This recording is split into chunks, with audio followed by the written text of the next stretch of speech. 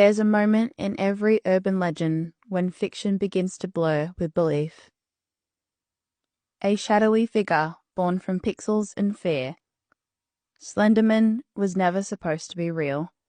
But in 2014, two 12-year-old girls in Waukesha, Wisconsin took that myth and made it flesh.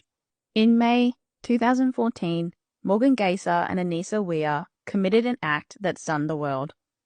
They lured their friend, Peyton Lautner, into the woods and stunned her 19 times, believing that the attack would appease a fictional internet entity known as Slenderman. Peyton survived, miraculously, but the question that haunted investigators, families, and the public was, how did two seemingly ordinary girls come to believe that murder was necessary? For months, they had been talking about Slenderman. At first, it was just a fascination, then it became obsession, and eventually it became a mission.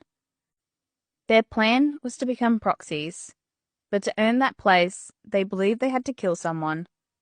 Not just anyone, someone close, someone who mattered, so they chose Peyton Lautner, Morgan's best friend since 4th grade. On May 30th, 2004, the three girls gathered at Morgan's house. It was, by all appearances, a typical sleepover, but beneath the surface, Morgan and Anissa were preparing for something else. They had originally planned to carry out the attack that night while Peyton was sleeping. Morgan had even hidden the knife in her backpack, but when the moment came, they lost their nerve.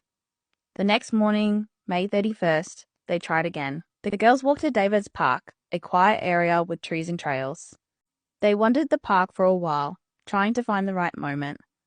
At one point, Morgan suggested they play hide and seek.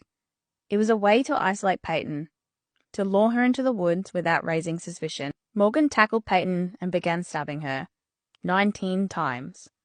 Wounds to her arms, legs, and torso. Then the girls left her there, alone in the woods. A cyclist in Wisconsin discovered the 12-year-old Peyton Lautner crawling out of the woods, covered in blood. Her breathing was shallow, her wounds deep, but she was alive. Emergency responders rushed her to the hospital, where surgeons worked to save her life. Meanwhile, the question loomed, who had done this? And within hours, police had their answer. Morgan and Anissa were found walking along Interstate 94, nearly 5 kilometers from the crime scene. They were calm, quiet, and when officers approached, they didn't run, they didn't even resist. They simply explained that they were on their way to Slenderman's mansion in the forest.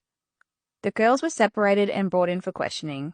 Immediately after their arrest in 2014,